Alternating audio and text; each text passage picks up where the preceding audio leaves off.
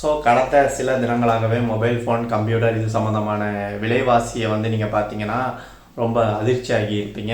முக்கியமாக mobile phone எடுத்துக்கிட்டோம்னா முன்னாடி 4GB 64GB மெமரி வச்ச ஃபோன்லாம் ஒரு 10,000 12,000 ரூபாயில் இருந்துச்சு. இப்போ பார்த்தா 15,000க்கு மேலே போயிட்டு. அதே மாதிரி 6GB ரேம் வச்ச ஃபோன்லாம் இன்னும் அதிகமாக இருக்குது. முன்னாடி 8GB ரேம் வச்ச 256GB மெமரி வச்ச ஃபோன் கூட 30,000 ரூபாய்க்கு கிடச்சிது. இப்போ ஆனால் அந்த மாதிரி கிடைக்கல. ஏன் இந்த மாற்றம் இப்போ நடந்திருக்கு அப்படின்னு பார்த்தோம்னா, அதுக்கு முன்னாடி இன்னொரு விஷயத்தையும் சொல்கிறேன். என்னன்னா கம்ப்யூட்டர் சம்மந்தமான ரேமு, ஹார்ட் டிஸ்க்கு இதோட விலைவாசியும் ரொம்ப அதிகமாக எகிரி போயிருக்கு. ஏன் அப்படி? இது ரெண்டுத்துக்குமே என்ன காரணம் அப்படின்னு பார்த்தா ஏஐ தான். ஐயோ டேய், அவன் தான்டா இன்னைக்கு பெரிய வேலை பார்த்து விட்டு போயிட்டான். அப்படி என்ன ஏஐ பண்ணிச்சு அப்படின்னு கேட்டிங்கன்னா, ஏஐ டேட்டா சென்டர் அப்படிங்கிறத உலகம் முழுக்க பல நாடுகள் அமைச்சுக்கிட்டே இருக்காங்க. உலகம் முழுக்கவே வந்து ஏஐ டேட்டா சென்டர் இப்போ ஒரு முக்கியமான விஷயமா மாறி இருக்கு. ஏன்னா தொழில்நுட்பத்தோடைய அடுத்த எதிர்காலமே வந்து ஏஐ தான் அப்படிங்கிற நிலைமை உருவாகி இருக்கு. இப்போ இது வந்து ஏன் என்ன பாதிக்குது அப்படின்னு வந்து நீங்கள் கேட்கலாம்.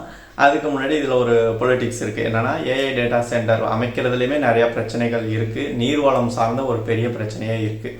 ஆனாலுமே கூட நிறைய நாடுகள் அதை கண்டுக்கிறது இல்லை அப்படின்னு தான் வந்து சொல்லலாம். அதனால தான் வளர்ந்துருக்கிற நாடுகள், பல நாடுகள் வந்து அவங்களுடைய நாட்டில் டேட்டா சென்டரை வைக்காமல் அவங்களுக்கான டேட்டா சென்டரை வேற ஒரு நாட்டில் வைக்கிறாங்க. உதாரணத்துக்கு அமெரிக்கா வந்து இந்தியாவில் தான் அவங்களுக்கான டேட்டா சென்டரை அமைக்கிறதுக்கு இருக்காங்க. 30 கோடி மக்கள் மட்டுமே கொண்ட ஆனால் பெரிய பரப்பளவை கொண்ட ஒரு நாடு எதுக்காக 140 கோடி மக்கள் தொகை கொண்ட இன்னும் வீடு கட்டுறதுக்கே இடம் இல்லாத ஒரு தேசத்தில் வந்து டேட்டா சென்டர் அமைக்கிறாங்க அப்படின்னு வந்து நம்ம பார்த்தோம் அப்படின்னா அவங்களுடைய என்வரான்மெண்ட் பாதிக்கக்கூடாது அப்படிங்கிறது தான் அதுக்கு பின்னாடி இருக்கிற பொலிட்டிக்ஸ் பெருசு. ஸோ அதை பற்றி இந்த வீடியோவில் வந்து பேசலை.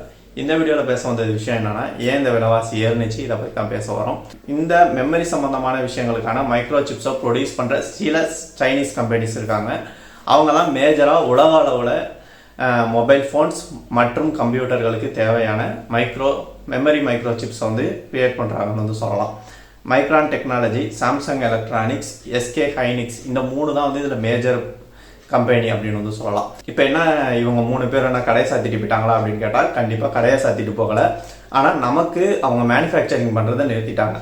என்ன அப்படின்னு பார்த்தா ஏஐ டேட்டா சென்டருங்க அவங்களோட ஒரு ஒப்பந்தம் போட்டிருக்காங்க. என்னன்னா, நீ மக்களுக்கு ரேமுக்கு, ஸ்டோரேஜுக்கு, மொபைல் ஃபோனோட ரேமுக்கு இதுக்கெல்லாம் சிப் செஞ்சு கொடுக்கறதுக்கு பதிலாக எங்களுக்கு செஞ்சு கொடு. அப்படி செஞ்சு தந்தினா நீ அவனுக்கு 500 ரூபாய்க்கு அதை விற்கிறீன்னா நான் அதை வந்து 1500 ரூபாய்க்கு 2000 ரூபாய்க்கு வாங்கிக்க ரெடியாக இருக்கேன் அப்படின்னு வந்து ஏஐ டேட்டா சென்டர் அமைக்கிற நிறுவனங்கள் சொல்லியிருக்காங்க. ஸோ கரும்பு தின்ன கூலியா அப்படிங்கிற மாதிரி 3 மடங்கு விலை அதிகமாக விற்க முடியும் அப்படிங்கிறப்ப எதுக்கு நம்மக்கிட்ட கொண்டு வந்து விற்க போகிறாங்க? ஸோ நமக்கான ப்ரொடக்ஷனை குறைச்சிட்டு ஏஐ டேட்டா சென்டருக்கான ப்ரொடக்ஷனை இந்த கம்பெனிகள் எல்லாம் அதிகமாக்கியிருக்கு. இதுதான் இந்த டிசாஸ்டருக்கு ஒரு பெரிய காரணம். இந்த விலைவாசிங்கிறது இன்னமுமே அதிகரிக்கும் அப்படின்னு தான் சொல்லியிருக்காங்க. ஏன் அப்படின்னு சொன்னால் டிமாண்டு. இப்போ டிமாண்ட் வந்து இதுக்கு அதிகமாயிட்டு, ஆனால் கம்பெனிகளால் அதை பண்ண முடியலை. அதனால மக்களை கைவிட்டுட்டு கார்பரேட்டுக்கு உதவியாக இந்த கம்பெனிகள் எல்லாம் போயிடுச்சு. ஸோ இதை வந்து தடுக்கிறதுக்கு வேறு வழியே இல்லையா? இப்போ இது வந்து இதோட டிமாண்ட் அதிகமாகுதுன்னா திருப்பூர் பனியன் கம்பெனியில் பனியன் அதிகமாக மேனுஃபேக்சரிங் பண்ணுற மாதிரி பண்ணி கொடுத்துடலாமே அப்படின்னு ஒரு டவுட் வரலாம். ஆனால் இதில் ஒரு பிரச்சனை என்னென்னா, இந்த மாதிரியான மைக்ரோசிப்ஸ் மேனுஃபேக்சரிங் பிளான்ட்டை வந்து போடணும் அப்படின்னா அது வந்து ஒரு சாதாரண விஷயம் கிடையாது. ஒரு பிளான்ட்டை உருவாக்குறதுக்கே 3 to 4 வருஷம் ஆகும். ஸோ அப்படி உருவாக்கி மக்களுடைய டிமாண்டை சரி பண்ணுறதுக்கே 3 to 4 வருஷம் ஆகுங்கிறதுனால அந்த கேப்பு கூட விடாமல் இவங்க வந்து இவங்களுக்கு மேனுஃபேக்சரிங் பண்ணி இந்த ஏஐ டேட்டா சென்டர்ஸ் வந்து வாங்கிட்டு இருக்காங்கிறதுனால நமக்கு இதோட விலையெல்லாம் அதிகரிச்சுக்கிட்டே போய்கிட்டு இருக்கு. இன்னும் கொஞ்சம் நல்ல ஒரு ரூபாயிலும் ஃபோன் வாங்குறதுக்கே யோசிக்க முடியாதுங்கிற அளவுக்கு இதனோட விலைவாசி வந்து அதிகமாக இருக்கும். ஸோ இதில் இந்த மாதிரியான பிரச்சனைகள்லாம் இருந்தால் கூட நல்ல விஷயங்களும் இதில் நடந்திருக்கு. என்ன அப்படின்னு பார்த்தா, இது வரைக்கும் இந்த மாதிரியான மைக்ரோ சிப்ஸ் இந்த மாதிரியான விஷயங்களை எல்லாம் உருவாக்குறதுக்கு சீனாவை தான் பெருசாக நம்பி இருந்துச்சு. உலக நாடுகள் பல நாடுகளுமே நம்பி இருந்துச்சு. ஆனால் சீன கம்பெனிகள் இப்போ கைவிட்டதுக்கு அப்புறம் தான் என்ன மாதிரியான ஒரு ஆபத்தில் நம்ம இருக்கோம். ஸோ எலக்ட்ரானிக் சம்மந்தமான எல்லா விஷயங்களுக்கும் நம்ம பாட்டுக்கு சீனாவை நம்பி இருந்தால் அவன் நமக்கு ஒரு சம்பவத்தை பண்ணிட்டு போயிடுமா அப்படிங்கிற ஒரு விஷயம் வந்து இப்போ மக்களுக்கு மற்ற நாடுகளுக்கு புரிய ஆரம்பிச்சிருக்கு. அதனால இப்போ யூரோப்பியன் கண்ட்ரிஸ் வந்து அவங்களாவே தனியாக இந்த மாதிரியான மைக்ரோசிப்ஸ் உருவாக்குறதுக்கான மேனுஃபேக்சரிங் யூனிட்டை வந்து கிரியேட் பண்ணுறதுக்கு பிளான் பண்ணியிருக்காங்க. இப்போ இந்தியாவுக்கு விடுதலை அடைஞ்ச காலத்திலேருந்து இந்தியாவில் வந்து புது டெக்னாலஜியும் புது விஷயங்களையும் ஃபஸ்ட்டு கொண்டு வர நிறுவனமாக டாட்டா தான் இருந்திருக்கு. இப்போ வந்து டாட்டா கொஞ்சம் பின்னாடி போயிடுச்சு அப்படி இப்படின்னா கூட டாட்டா குழுமம் வந்து தொடர்ந்து நிறைய கார்பரேட் நிறுவனங்களை உருவாக்கி இயங்கிக்கிட்டு தான் இருக்காங்க. அவங்க இப்போ இதில் வந்து காலடி எடுத்து வச்சுருக்காங்க. டாட்டா வந்து 1,20,000 கோடி பட்ஜெட்டில் வந்துட்டு ஒரு செமிகண்டக்டர் பிளான்ட்டை வந்துட்டு இந்தியாவில் வந்து உருவாக்குறாங்க. இது வந்து குஜராத் அப்புறம் அஸ்ஸாம் இந்த 2 ஸ்டேட்ஸ்லேயுமே வந்து உருவாகிறதா வந்து சொல்லியிருக்காங்க. இதுக்கு வந்து ஒரு டைம் பீரியட் எடுக்கும். இதை அவங்க செஞ்சு முடிச்சிட்டாங்க அப்படின்னு சொன்னால் இந்த ரேமு இந்த மாதிரியான விஷயங்கள் எல்லாத்தையுமே வந்து இந்தியாவே ஓனாக மேனுஃபேக்சரிங் பண்ணும் அப்படின்னு வந்து சொல்லியிருக்காங்க. ஸோ இதுக்காக வந்து டாட்டா வந்து தைவானில் இருக்கிற ஒரு கம்பெனி, அது இல்லாமல் இன்டெல், அப்புறம் குவால்காம், இந்த மாதிரியான முக்கியமான நிறைய லீடிங் மெமரி சிப்ஸ் கம்பெனிஸோடைய டையை போட்டிருக்காங்க. ஸோ இந்தியாவுக்கான ஓன் மேனுஃபேக்சரிங் மெமரி சிப் பிளான்ட்டை வந்து ஃபர்ஸ்ட் டைம் வந்து டாட்டா வந்து உருவாக்குற ஒரு இதில் இறங்கியிருக்காங்க, அதுவும் ஒரு பெரிய பட்ஜெட்டில்.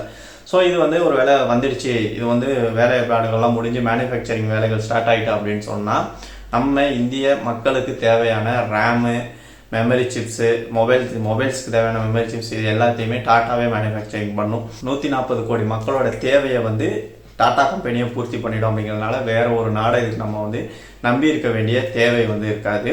ஸோ டாட்டா வந்து இந்த மாதிரி மைக்ரோ ப்ராசஸரே போட்டால் கூட நல்ல விஷயம் தான். ஸோ அவங்க அடுத்து என்னென்ன பண்ணுறாங்க அப்படிங்கிறதெல்லாம் தெரியலை. அதே மாதிரி இந்த ஹெர்குலஸ் சைக்கிள் இதெல்லாம் போடுற இந்த முருகப்பா குழுமம் அப்படிங்கிற தமிழ்நாட்டை சேர்ந்த அந்த கம்பெனியுமே வந்து சிஜி செமி அப்படிங்கிற ஒரு பிளான்ட்டை வந்து போட்டுட்ருக்காங்க. சிப் அசம்பிள் பண்ணுறதுக்கான ஒரு பிளான்ட் இது அப்படின்னு வந்து சொல்லியிருக்காங்க. ஸோ இதெல்லாமே வந்து இந்தியாவில் இப்போ டெக்னாலஜிக்கலாக ஒரு பெரிய முன்னெடுப்பு அப்படின்னு தான் வந்து சொல்லணும். ஏன்னா இது வரைக்கும் மைக்ரோ சிப்ஸ் இது தொடர்பான விஷயங்களை வந்து இந்தியாவில் மேனுஃபேக்சரிங் பண்ணுறதை பற்றி யாருமே யோசிக்கவே இல்லை. அதுவும் இந்தியாவில் இவ்வளோ பெரிய ஹியூஜ் கன்சியூமர்ஸ் இருந்துமே கூட 130 கோடி மக்கள் தொகையில் கிட்டத்தட்ட 50லேருந்து 60 கோடி மொபைல் யூசர்ஸ் இருக்காங்க. எவ்வளவோ பேர் பிசி யூசர்ஸ், லேப்டாப் யூசர்ஸ் இருக்காங்க. இவங்களுக்கு தேவையானதை மேனுஃபேக்சரிங் பண்ணாலே நல்ல லாபம் பார்க்க முடியும், குறைந்த விலையில் கொடுக்க முடியும்னு இருந்தப்பையும் கூட இது வரைக்கும் யாரும் பண்ணலை. ஆனால் அதுக்கான தேவை பூர்த்தி படப்படாமல் இப்போ இருக்குது.